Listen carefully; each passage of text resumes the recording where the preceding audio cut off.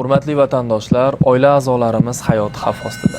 Xabaringlar bor, so'nggi kunlarda yurtimizda havoni keskin ifloslanishi barchani birdek xavotirga soldi. Va men islom tarixiga ko'ra hamda ilm-fan tasdiqlagan faktlar bilan sizlarga yechimni taklif qilmoqchiman. Yechim shundan iboratki, havo chang bo'lib turgan paytda bizlarga birgina kerak bo'ladigan omil bu albatta yomg'ir. Yomg'ir qayerdan keladi?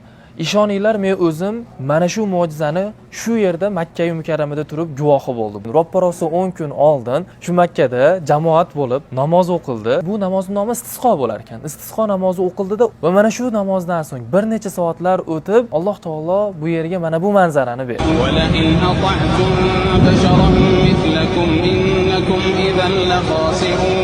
Haqiqatan mo'jiza. Duo qilinyapti. Bir necha soatlardan so'ng ob-havolarda hech qanday yomg'ir ko'rsatmay turgan holatda Alloh taolo yomg'irni beryapti.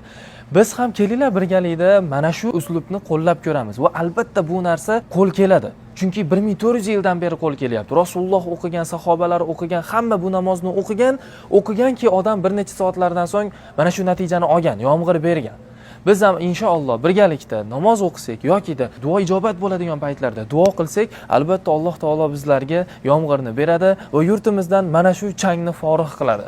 Do'stlar, oila a'zolarimiz uchun, onalarimiz uchun bu muammoga befarq bo'lmaylik. Yurtboshimiz, yurtimiz mutasaddilari, faollarimiz qo'ldan kelgancha harakat qilyapti, yangi qarorlarni chiqarib. Alloh xayr qilsin ularni bu ishlarni. Bizlar ham bir chetda qolib ketmaylik, bizlar ham nimadir qilaylik. Buning uchun mana shu video va shunga o'xshash videolarga like bosib, yaqinlaringizga ulashinglar va tez orada Alloh taolodan umid qilamizki, bizlarni yurtimizga ham yomg'irni yog'dirishini va mana shu changlardan bizlarni forig' qilishini.